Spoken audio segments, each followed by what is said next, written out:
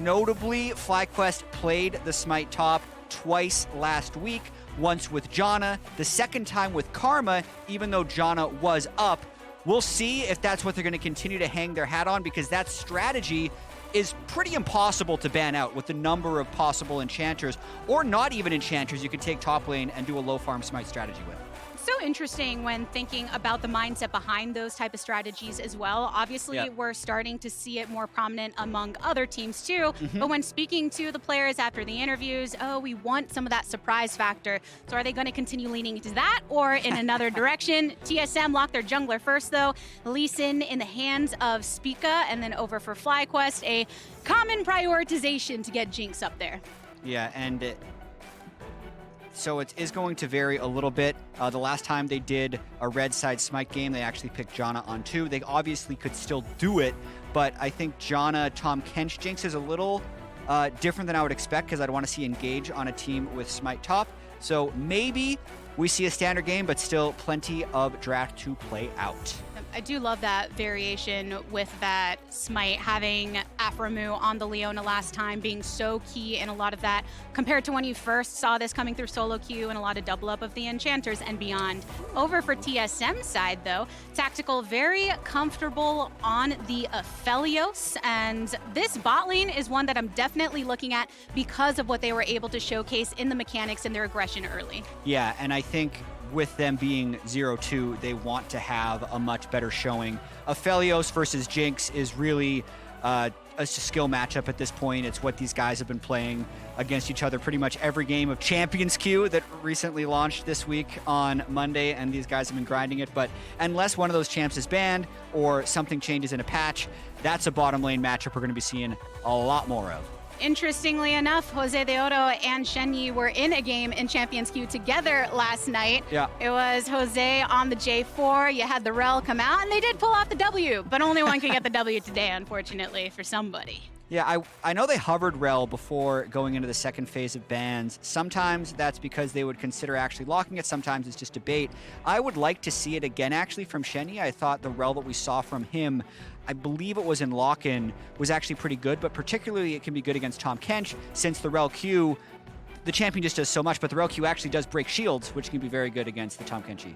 A nice layer up there, and then obviously when you're looking at a player like Shenyi that is so prominent on those engages, got a lot of really good Magnet Storms in that first game last week, just couldn't quite follow up with the rest of the team in the later portions of the game. And it's banned, so so much for that one. I like the Orianna and the Corki bans from here as well. A lot of times it's the Viktor Corki trade, but you know, the immediate hover by FlyQuest, I think, is what they're going to lock in. It's going to push them a little bit more towards early game in mid lane, but I think Zoe can get an early push on Viktor and then still have the one-shot potential later in the game, even if Zoe will lose side lane push in the mid to late game. And while players like Kumo have ushered in that wave of flexibility for the rest of the team, depending on what they want to go, we have seen toucouille on this pick of Zoe multiple times. Obviously making a splash over in lock-in, a good old steal to get everybody's hearts pumping, but just some great laning and knowing exactly when to poke and lock down the opponents. But we'll have to see what TSM end up responding with in these final moments of the lock-in, and it's the Rakan that Shenyi will be bringing through. Yeah, with the Thresh and the Rel bans, it's not too surprising. You generally don't want to place something like Nautilus into Tahm Kench because you'll often kind of commit yourself to a fight and then just get murdered. So the Rakan being a little more in and out, I like, but I don't necessarily think it's going to be the strongest at getting push in the lane early.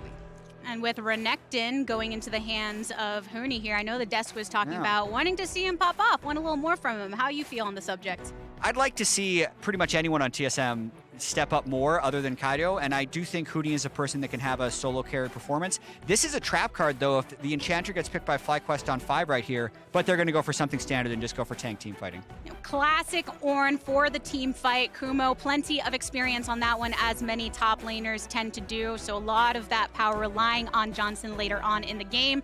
Both drafts lined up. What do you make of them, Jatt?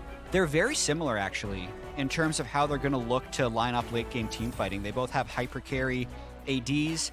With the Ornn and Jarvan being on the side of FlyQuest, they're going to have a stronger front line.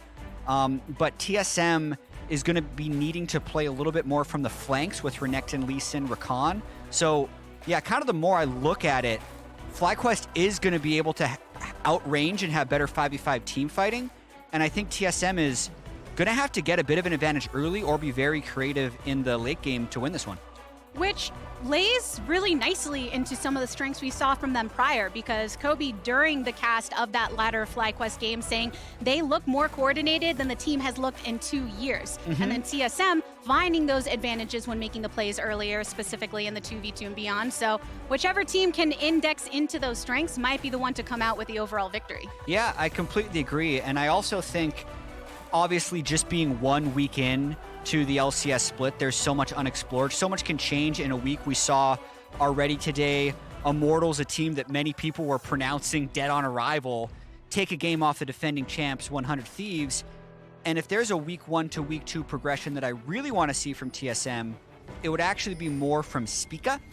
And I think it's also because he has such a hard job on this team in particular, playing the translator role many times for his support and mid laner. As a dual language speaker, I think it just puts an extra tax on what he needs to do as a jungler.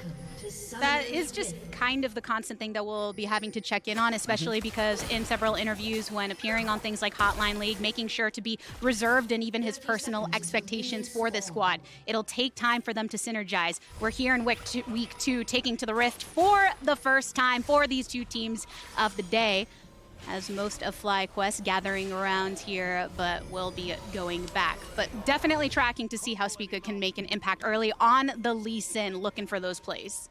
Yeah, so far, the ward on TSM's blue buff is going to be matched by the ward on FlyQuest blue buff, so both junglers are going to have pretty good knowledge of where they start. I'd actually say the Jarvan early gank is slightly more potent than the Lee Sin early gank, so a bit of a wash, but we'll see if either jungler can remain undetected. All right. Trying and going under the guise of the information offered through that early warding here, but JoseDeodo starting over on his red as those are now going to spawn. You can see the bot lane for TSM looking to go ahead and match them down there, and want to see where Spica brings that pathing early for that impact to try and get someone like Tactical ahead if you can launch off of some great lockdown from someone like Shenyi. Yeah, both junglers going top to bot as well. Even though there wasn't vision directly onto Jarvan, it's quite easy to surmise where he started based on the fact that Ornn was late to lane and the fact that the blue buff wasn't touched on FlyQuest's side of the jungle. So not much to note of early, other than the fact that Huni can probably play pretty aggressive from like 2 minutes 30 on, since that's going to be a timing where Jarvan would not be top. Ornn duty quite classic when it comes to prescribing how that early game is going to go in laning, focusing on later on, get those ornaments online, and right now try and offset any pressure that but down in the bot lane, we already get some action. Tactical, ignited, flashes away. Both HP bars brought down low, but they're safe. Yeah, I'm actually quite surprised that TSM was in that position. The Tahm Kench Jinx is just going to be stronger, especially when they have a level advantage. I mean, any duo would be stronger when it's 2 level 2s to 2 level 1s, but being in range of that engage and having to burn multiple flashes is a very good start to the lane for FlyQuest. And a nice scrap over in the mid lane as well. toucouille getting a little blasted himself, but has some of that sustainability through the potions. Both sides of that equation utilizing those to be able to stay into that lane a bit longer. But we were talking so much about Tactical and Shenyi trying to go for the play. It's nice to see that aggression on the opposite side. Yeah, it actually looks like Viktor got a lot of really good trades on toucouille there, and you can see he's actually freezing the wave at the halfway point there and forcing the Zoe into the early recall. A lot of times when trying to do that, the Zoe can actually out-trade the enemy mid laner, especially if Zoe can get like an ignite drop off a minion or something. It gets even more obnoxious, but that's very advantageous early laning for the Viktor side based on how I've seen that matchup play in the past. And off of that advantage, you could even see the way Huni was rotating through the jungle, make sure to use a good old bloom, try and seek out any information on the enemy jungler as possible. So you know that JoseDeodo is hovering over on that bottom side. Kumo getting chunked down here as well, a bit over the top. A nice wave to be finished off here by Huni.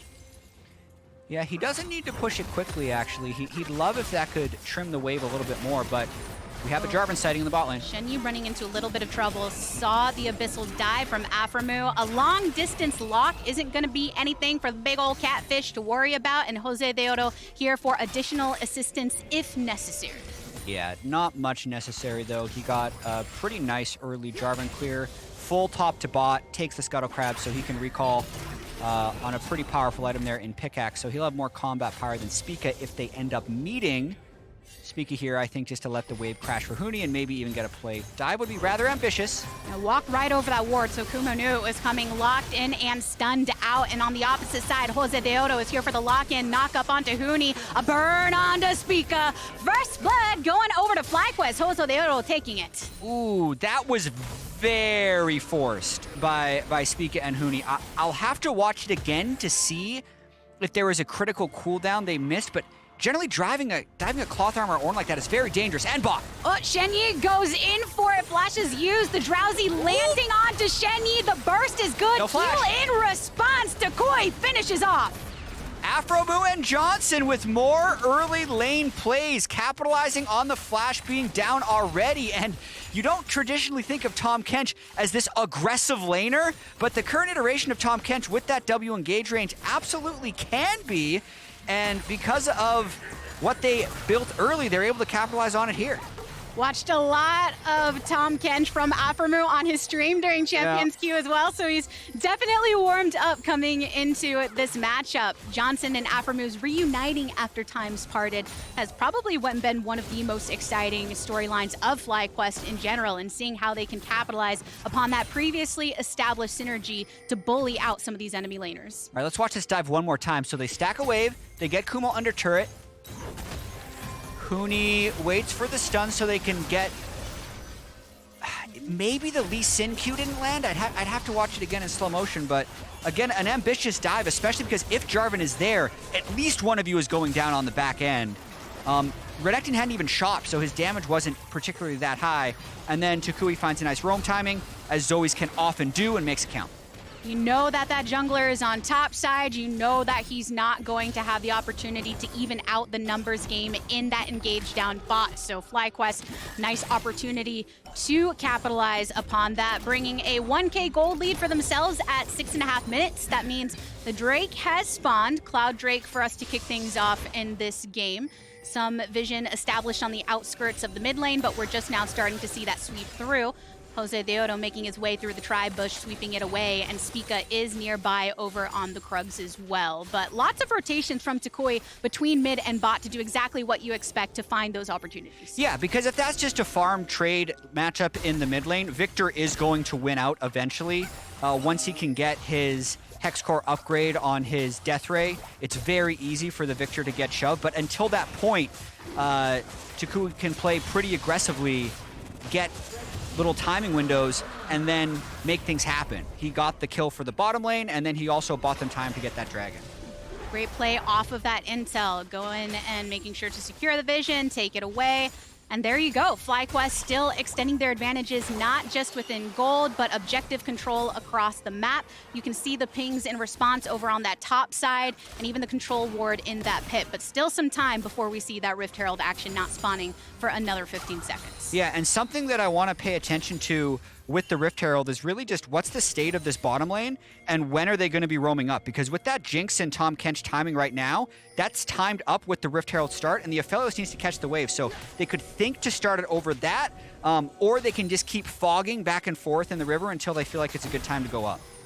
And that's what Aphromoo is alluding to, maintaining his position in that pixel over in the riverside. But now knows that he's got to make his rotation down, because Shenyi is also going across some of these wards. They drop the control so he can offset that vision that was acquired by FlyQuest and move a bit more freely across the map.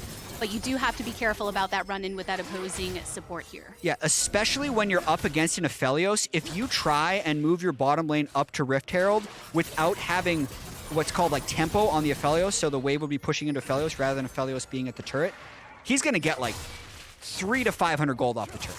So, like, right now is definitely not a Rift Herald timing for FlyQuest. I think JoseDeodo is just trying to play defense to make sure that TSM doesn't take it on a Renekton push timing. But I don't necessarily think this would be a timing for FlyQuest. If anything, it's a timing for TSM to try and take it, because they have the bot lane move. And that's what they're going to try to do. Spica starting it up slightly, but knows that JoseDeodo is likely still in the area. Shenyi making his rotation through, as well as tactical. So that early firepower here, ready for the 5-man collapse onto this objective for TSM. Might see a fight. Does JoseDeodo try and initiate this? Everyone's Big here. Four is who you look to go for it. Kumo also from the top side, going and throwing down the Ornn horn. Even the flashes directly into the level of impact. Cataclysm gets the lock even more. A trade of Huni for a trade of JoseDeodo means this is complete. Really interesting series of events right there. So TSM thought they had enough time to kill the Rift Herald because their bot lane moved first, and they had the Renekton there first. But since FlyQuest decided to fully move up their bottom lane, they were just waiting for everyone to get there, and there's a split-second thing. If this Herald was dead 2 seconds earlier, the bottom lane's not there to fight. But Kumo, notably, leaves the wave so he can get the angle for this Ornn ultimate, and everyone can engage together. Even though Shenyi does interrupt the Jarvan EQ, it's just not enough with the Ornn horn and the Zoe Drowsy coming in over the top. And with both of these teams kind of indexing into that strength in team fighting, knowing that Kumo can make that rotation around and set up very nicely with that angle is what you want to see from the side of FlyQuest against TSM here. Yeah, things are looking very good for FlyQuest at this juncture, but we're going to have to pay attention to where this Herald is used, because if Spica can get a successful gank off in a side lane and possibly full break a turret, I'd say particularly for an Aphelios or a Viktor, that's what's going to make the most difference. The easier Herald usage is for the Renekton, but at this point, I don't necessarily think the Renekton snowballing is something that can win them the game, and they're going to need their carries, but it is also a more guaranteed use of gold for it. And that Renekton, speaking of, just going to be put on that duty with Ornn, down flipping towards that bot side, and unlocking officially these support players. Now you know that that Rift Herald is on the horizon. You want to be able to match wherever it could potentially lock down. And FlyQuest moving into enemy jungle territory. Wave pushed up by Johnsun onto this turret. 11:20 soon enough on the clock means plates are still good, but TSM trade out on the bot side to get one for themselves. Yeah, they're going to get a full turret of gold here. It's going to split a lot of the plate gold from the Aphelios towards the Lee Sin and Renekton. It'll still be the first turret. However, because it was pretty much a big map split, I think Johnsun's going to get a good chunk of plates himself. We'll see how the gold pans out when this is all said and done. And Johnsun still left to his lonesome there top. You saw the initial rotation from Fly, but make sure to keep that pressure across both of those lanes with TSM's priority down here. Bot getting the second charge, though, off of that Herald onto the tier 2 is a really great spot to see from them with that advantage here. It is. If they can make a return trip to that lane, it's going to be really beneficial. But as kind of the losing team at the moment, I think it's going to be pretty difficult for them to get there. I like that Huni did push Johnsun off the turret there. I'm kind of all over the place here, apologies, but it's Kraken Slayer for Johnsun, which is really important as the next Dragon is spawning, and FlyQuest has a team that really wants to group around Dragon and force fights, so they should be able to get good position for this Drake. That Drake is up. JoseDeodo is on it. TSM is not. So FlyQuest, while doing everything they can to make sure they have as much security and firepower for the pending potential fight, they don't actually have to do it, stacking up the second one for themselves. Yeah, they're now in a pretty comfortable position. Obviously, there's still a lot of League that can be played, and the engage from the Rakan and the Lee Sin is going to be a high threat for the rest of it, but getting the first Mythic on their AD carry, having Kumo kind of through the early laning phase without too much bad happening, and then also having the Zoe being ahead of the Viktor, they're pretty happy with the game state right now. Right in the jungle, though, Shenyi finds himself on the opposite side of JoseDeodo and friends. Cataclysm followed up by Aphromoo. That's a kill onto the enemy support. Oh, that's got to be so much nicer for FlyQuest on top of what was already there. Taking control of the red buff. Kumo is even very close to getting this turret for himself. This is on the edge of becoming a rout. Kumo okay with not getting any extra plate action or turrets if he was left to his lonesome, but finding the opportunity on that top side. FlyQuest extending the goal just a little bit more, 1.4.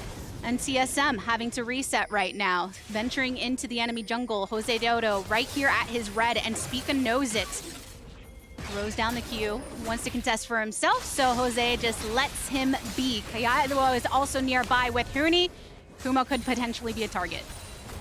He's got to make sure to keep his health up as much as possible, allow Jose and Aphro to arrive. Zoning off Jose as much as they possibly can, flash away, Ambitious. flag and drag in, activated the dominus here, next knock up from the Ornn horn. Kumo continues to go in to try and find a little bit of safety, but the return from Aphromoo is good here. So TSM not necessarily going to want to continue for that more. Flash forward by toucouille and Aphromoo. Goes for the abyssal dive once more. Huni is now separated. Tries to slice and dice away. The damage is too good. Got him. Spica is still here though, but he can't do anything about it. Another flash forward. That's a Zoe. Just endless opportunities to do so.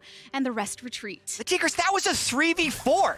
And FlyQuest won it that whole time. Johnsun was getting solo turret gold for himself, so he's now 1,500 up against the opposing Aphelios. This game is even closer to becoming a rout, and it's crazy what's happened with FlyQuest so far in this year. They win a couple close Enchantress Smite top games, and there were 4 undefeated teams coming into this week. FlyQuest is the only one remaining so far today. The other 3 2-0 teams all lost. So if FlyQuest wins this, they'd actually be atop of the standings alone in first after 3 games. And I feel like it was so difficult to anticipate if they would be able to follow up on that 2-0. Not only because of the nature of this league, as we see that Jinx rocket go down, but not going to connect on anyone, because everyone taking a game off someone else. Immortals taking down 100 Thieves earlier, but also because when you go for such a unique strategy, what happens when they go on a more traditional comp? And it feels like a lot of what they have learned throughout lock-in, trying to get more on the same page, not going for engages onto different individuals within team fight, not as present here, and been shoring this up more and more throughout time. Yeah, they seem to be approaching this in a very calm manner. Also, last week in their game against Golden Guardians, they were down 5,000 or 6,000 gold, but the whole time they had Johnsun ahead of the enemy AD carry, and they've just displayed strong team fighting fundamentals. I think that's something that is transferable between the Smite top strategies that work and the composition they're playing here.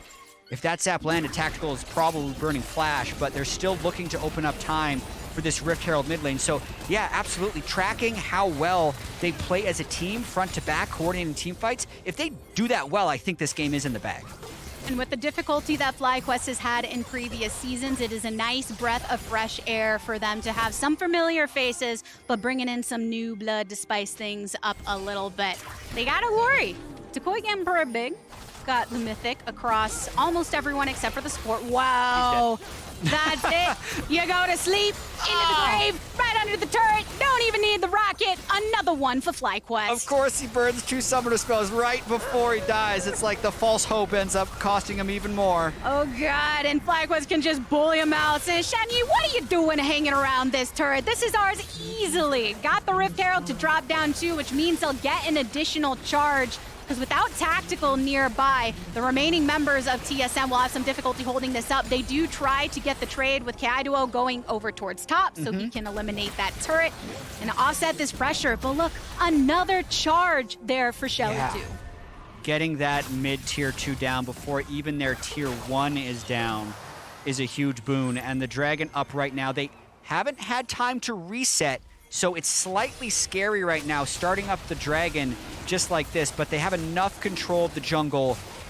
It doesn't look like TSM's going to contest at all. Nope, and they know Keaiduo is top, does have the Unleashed teleport at this point in time, so you are thinking Tactical, about those things. no sums. Instead, another Ornn horn drop through for a Tactical. Doesn't have any of that escapability. Knock up after knock up, knocked down. Tactical out. So this is definitely looking like one team who is very much on the same page and one team who is on a lot of different pages of different books. And it was a fear of this TSM team coming into the year that could be a possibility. They take 2 LDL players from China, not strong English speakers. We have Tactical and Shenyi, mixed language bottom lane, not playing well. And really, they're all over the place on the map. It's one fish in a lane, just getting picked out of the barrel over and over again. This is actually really looking like a 2-0 team versus an 0-2 team. So those records are not lying to us based on the strengths of the team so far this game. I feel like FlyQuest wouldn't pick fish out of the barrel. They strike me as vegetarians, and you know they're always trying to save the world together. It's not a fish factory. It's like humane, sustainable fishing. They're out on a boat. They got the good dreams when they're having their little fishy sleepies in the water. Yeah. I like it. I like it. And I'm loving what I'm seeing from FlyQuest in recent games too, because of that level of coordination. Yoink. And really waking them up on Summoner's Rift time and time again. Whereas TSM, you do ask that question, okay, when do we see that kind of gelling together finally? Huni taking a bit of damage over here. JoseDeodo making his rotation through the side too, so they can just back him off, and they've got a little bit of time to burn some more of this wave.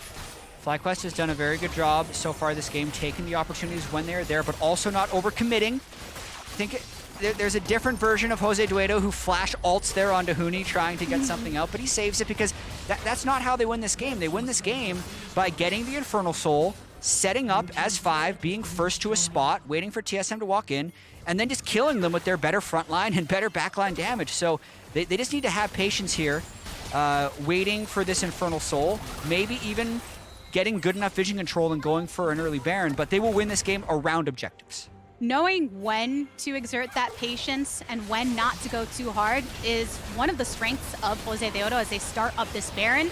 Seeing him in past seasons, even before coming to the LCS, you know, highlight clips of him on the Evelynn, sometimes it's having that tempered moment, but we're actually getting the burn down. They're committing to it. TSM's making their rotation through. Are they going to try and go for a fight off of this? Kumo goes in, gets rooted, knocked up once more. Quickness to get Shenyi back into protected territory. Teleport directly into the center. Cataclysm thrown up, and JoseDeodo has to get out of there with the flash, but it's okay. FlyQuest here. Don't lose a single member. Take down Tactical again and get the Baron. Just a really nice overall sequence there by FlyQuest. They had good vision in the jungle before they started up the Baron. They take it easily, and then they turn for a fight. And you can just see the mass of their gold lead as well. Kumo got hit for the entire fight, still didn't die. But we're going to see this one more time as TSM is trying to check. They were maybe a little late to go in, but they can't check blindly because they are up against an Ornn Jarvan who can engage at the snap of a finger. So Spica almost gets blown up by Zoe on the side. The Ornn ultimate only hits one, but JoseDeodo's combo, as well as the Zoe paddle start, looked like it blew up the whole team. It was just one in a flash, but a lot of things disappeared when that connected, and they are in total command of this game. As we get a continuation of the engages that have worked so well, Johnsun goes golden, teleport from Keaiduo to try and get a good death ray down. Johnsun with a flash in return, has the autos that are going to do those heavy hits though to take down Spica, and the rest of FlyQuest are in pursuit. They do have to worry about the low HP of their ADC, but they still take the support. JoseDeodo with the flank around to get the knock up, and the rest of the team has finally arrived as well. A good old bubble to get a good chunk down onto Huni, brings his HP bar down to 50%, and Kumo taking the tower so they can get this Baron-empowered wave to finish off that tier 2. Not going to connect with the Ornn Horn on this one. Aphromoo flashing forward to see if he can get a tongue slap onto somebody, but in the end, it's still an overall victory for them as they pressure into the base. We're only 22 minutes in, and it looked like they were one Jarvan ult on a group away from just ending the game. TSM's gonna try something desperate. And they know that they've already gotten a decent amount of poke down and burst. Spica connects, but not really a very safe opportunity to move in on that. Oh, Rousey also going to sleep, and you see the E come in from JoseDeodo. Targets 3 with a Cataclysm. Huni, can you swing away as the Renekton? We're looking at you to offset the rest, but Tactical gets a nice kick onto Kumo. So 3 taken away for Fly, 3 for TSM. It's a bloodbath. Whew, that was definitely the bloodiest fight we have seen, pushing the limits a little bit as FlyQuest was low health, retreating towards the spawning Infernal Soul. Tactical clutched that fight really hard, to be completely honest. He had the white gun, got a ton of chakrams going, was at a sliver of health, and is the one who ended up cleaning this one up. But remember, the Ornn ult is down at the start of this fight because of what was tried previously, and we got to cut away from this because Huni was trying to stop that Infernal Soul, and it did not go well. Oh no, the crocodile goes down. And that means that this is Soul going over to FlyQuest. It's looking pretty good for them. Almost 8K gold lead. Yeah, the last fight went even, but they're still winning across the board. TSM are here for an attempted contest, though. toucouille feels like he ain't never missing a shot. to let everybody follow up. Super Mega Death Rocket lands onto 2, but they're tanky enough and enough to sustain available to them as well. But the zoning right now is unreal. Look at that. Spica, just a couple shots. He can't be in it anymore. Knock up onto Shenyi, but that's the support and enough distance just to say, okay, we want to make sure we secure this Drake, and we got it. toucouille has been incredible this game. He doesn't have a CS advantage on Viktor, but that's because he's been making plays everywhere on the map. He was able to get enough control of the lane in the mid game to make roams. He's just completely controlling the space that FlyQuest has vision for. It's very hard to check spaces against Zoe as the team is behind, but he's landing everything. And here's the final fight. The flash and the charm from Shenyi goes drowsy. Can't even fall asleep yet. They say no dreams for you, buddy. We're just putting you right down as soon as we possibly can. Spica trying to get a little bit of safety, but there's no safety when FlyQuest has your number, baby. Trying to punch them tickets. Huni already expelled his ultimate. Every single time toucouille goes in, he said, this is my dream territory. FlyQuest pressuring, not even 25 minutes yet, Jatt. We're already knocking on the doors. Huni with the last stand right there in the back. Rocket slicing through nobody because there's not a single phase left. Shenyi coming up. And on the clock right now, FlyQuest remain the only undefeated team in the LCS. Wow. That's a game that'll bring smiles to FlyQuest fans, that's for sure. Oh my lord. So I loved last week in the crazy kind of I don't want to say it, but cluster craziness, right? I love it though, also seeing just how clean this was. Very straightforward.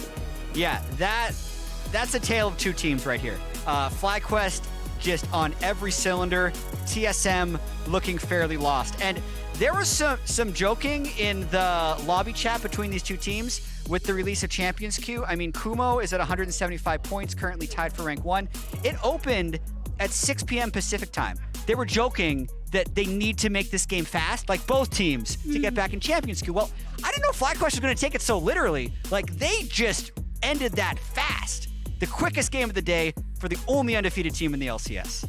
And speaking of Kumo, if he's trying real hard to get into his home seat so he can queue back up, on the Ornn, great engages, looking specifically to him and JoseDeodo on the J4 to make those fights happen, and it feels like they were extremely synergized.